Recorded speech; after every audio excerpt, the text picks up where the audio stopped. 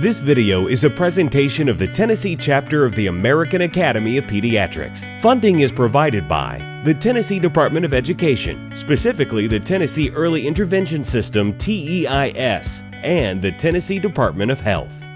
Hello, I'm Dr. Deanna Bell, President of the Tennessee chapter of the American Academy of Pediatrics. I want to welcome you to the Screening Tools and Referral Training Program, otherwise known as START. The Ages and Stages Questionnaire 3rd Edition and the Ages and Stages Social Emotional 2nd Edition are the focus of the third of 6 videos that make up a 2.5-hour physician-led, office-centered training program to help us all improve the care of children with developmental, emotional, and behavioral disorders. You should have downloaded the cases from the links provided that we will be discussing today. Let's find out more about what we can do to be more effective in primary care. Dr. Quentin Humberg, a developmental pediatrician and the medical director for the START program, tells us how to get started. Welcome to Module 3. In this module, we'll discuss and practice both the Ages and Stages Questionnaire 3rd Edition as well as the Ages and Stages Questionnaire Social Emotional 2nd Edition. The Ages and Stages Questionnaire 3rd Edition is an update of a prior version and looks at children from the ages of birth through age 6. It only requires 10 to 15 minutes to administer and 3 minutes or less to score. This tool is provided on a CD and is a one-time purchase so that you may photocopy or print as many copies as your practice requires. It often is used as a secondary screen to more general screens like the Parents' Evaluation of Developmental Status, or PEDS. It also comes with a nice series of age-appropriate suggestions for parents to help them understand and monitor their child's development. The Ages and Stages 3 has 21 color-coded questionnaires that covers the entire range from 1 month to 5.5 years, allowing you to screen any child without any gaps in the age interval. There are approximately 30 to 35 questions per screen, and all 5 domains of development are covered in the screening, making it easy to understand and administer. The domains of development are listed here and include communication, gross motor, fine motor, problem solving, and personal social skills. The items in the domains are scaled to become increasingly more difficult so that not all items are expected to be passed in each age. An example of some of the items is listed on this 12-month questionnaire for the Ages and Stages 3rd Edition. In this one, the item asks the parent, does your baby say 3 words such as mama, dada, and baba? In this case, mom has endorsed sometimes, which counts as a score of 5 points. The next question, when your baby wants something, does she tell you by pointing to it? Mom answers yes. That is scored as 10 points. A not yet answer would be scored with 0 points. For older children, some additional items may be required by your office, such as a paper and pencil to copy shapes provided on the forms.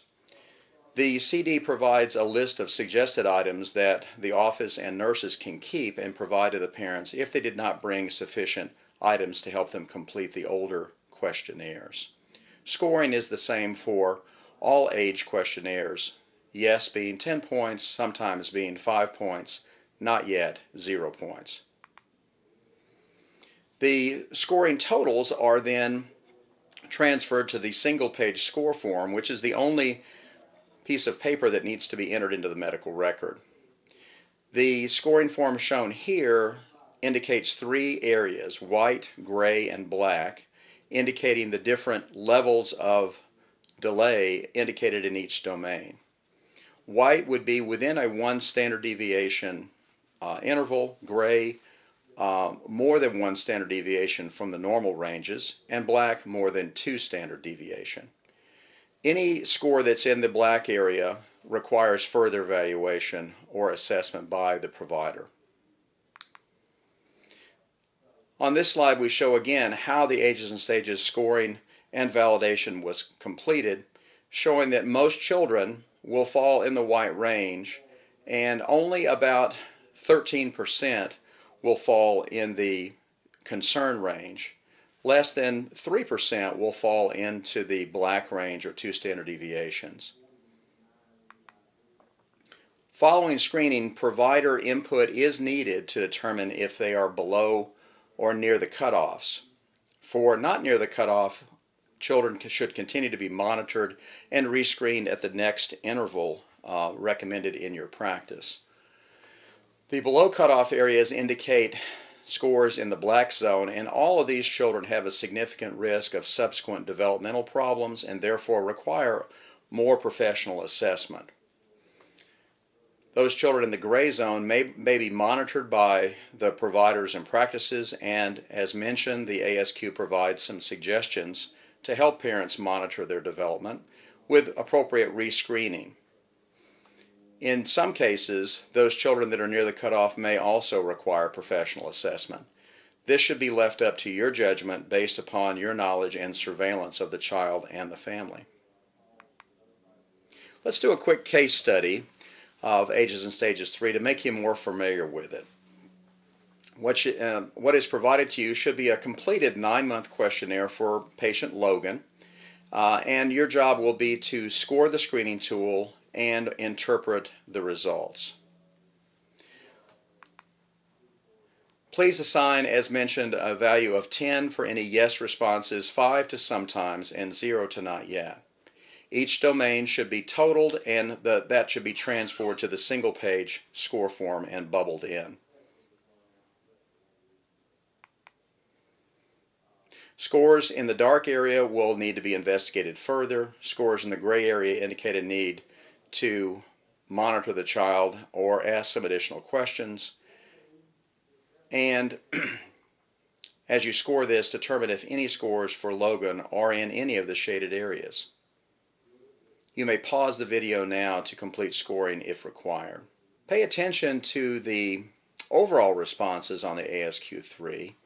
This series of questions varies by the age of the questionnaire, but indicates risk for other medical conditions or other developmental and behavioral conditions. Please transfer the yes-no responses to the appropriate yes-no areas on the score form. If a response is capitalized and in bold, it means that the provider should pay particular attention and ask further clarifying questions about these responses. These responses are designed to pick up other areas not typically screened for in the developmental domains, or what we call oh by the way questions. You can see those that Logan's mother has endorsed here, which includes some motor concerns and also some health concerns around allergies and asthma.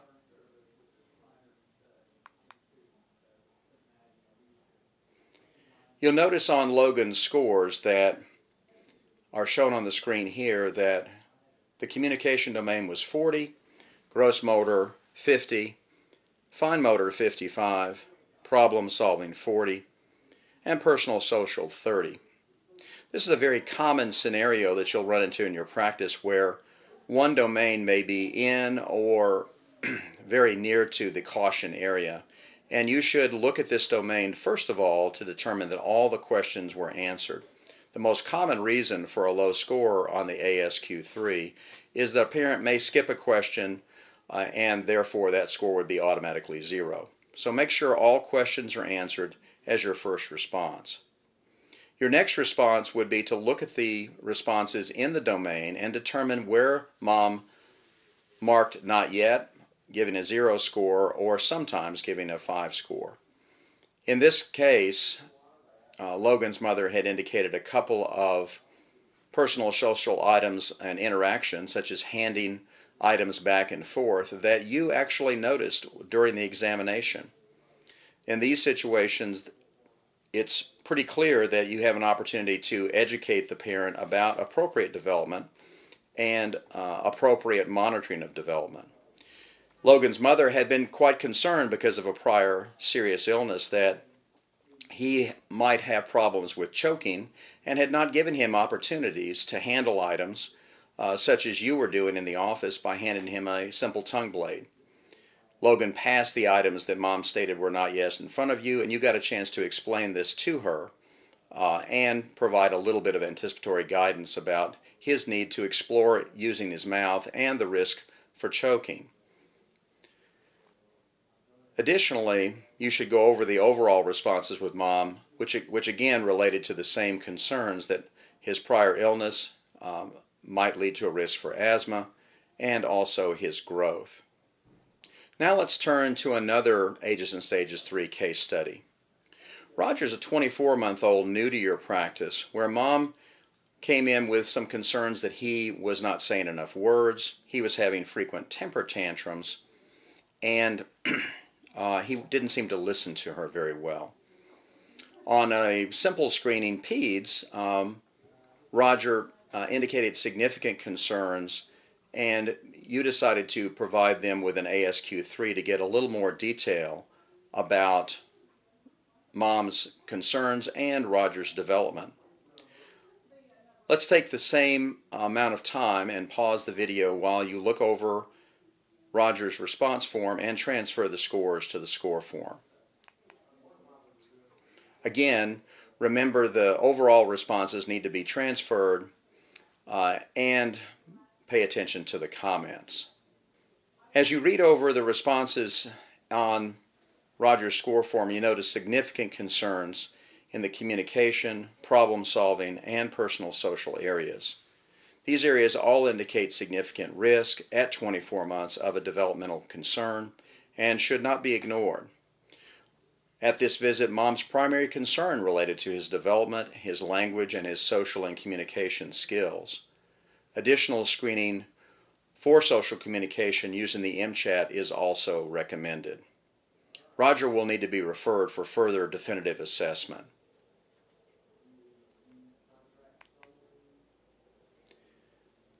As mentioned, the score form will be included in the medical record and can be scanned in. A completed score form is only one page, and the rest of the paperwork associated with the response form can be annotated and provided to the parent, allowing her to use some of the responses to continue to monitor the development of the child. Now let's turn to another area of development that's important in young children, social emotional development.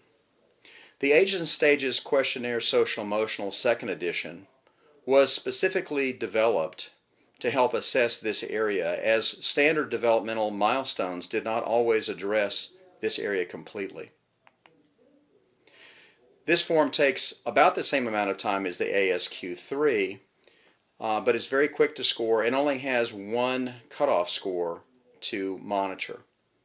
It again is a one-time purchase, and the forms, which cover the age range from birth through age 6, can be photocopied to provide to patients.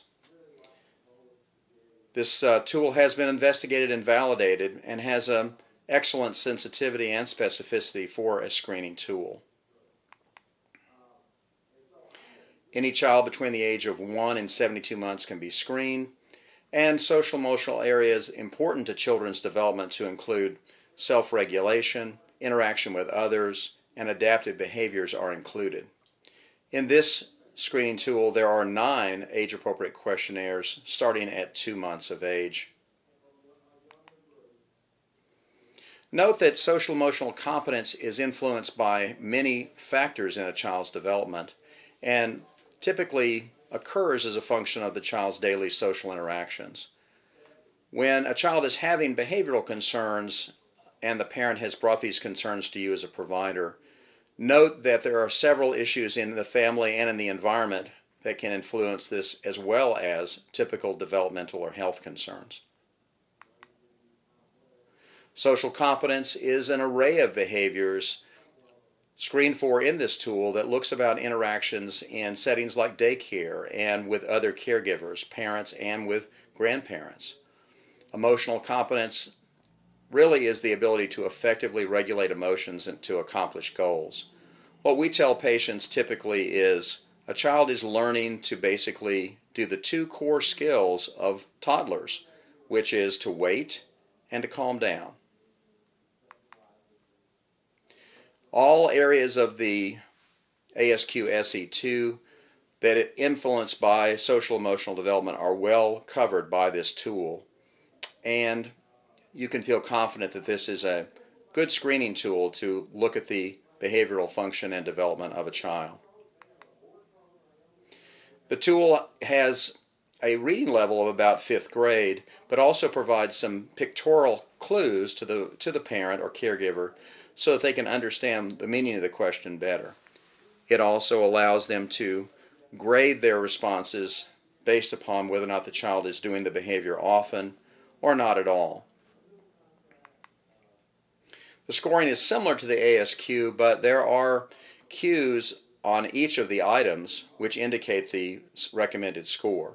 X being 10 points, V being 5 points, 0 equaling 0 points. A total score is then developed and compared with the cutoff score developed for that particular age questionnaire. All right, let's go ahead and do a case study again with Logan, our little 9-month-old, for which you saw the Ages and Stages 3 that we just completed. Again, we're going to look at the response form and provide the scoring as indicated on the slide in front of you. Take a couple of moments and pause the video if you need to come up with a total score and determine if the score for Logan is above or below the cutoff assigned for the questionnaire. Again, like the ASQ 3, the ASQ SE2 has a single score form which provides a range of caution and concern for the total scores. It's easiest if you score each page individually and then total each page as noted here. In this case, Logan's total score of 45 is below the cutoff of 50. Below the scoring, there are several options for providers to continue the discussion with parents about normal development of social, emotional, and behavioral skills and competencies, and document this for the record. In this case, additional actions were to provide additional activities for Logan and follow up with the primary care provider at the next interval. There are parent education forms also provided that the parent can go home with and you can write additional information on to help with surveillance and ongoing anticipatory guidance. Both the ASQ3 and the ASQ SE are provided with a kit which has all the information an office would require to initiate screening. This will include the things mentioned such as the family information sheets, the monitoring sheets, a user guide, and the photocopyable questionnaires, both on paper and on a CD-ROM. Some additional resources about screening are currently available through the American Academy of Pediatrics. The Screening Technical Assistance and Resource Center STAR website provides a lot of background information that will complement what you're learning today. START, a journey of 1,000 miles begins with a single step.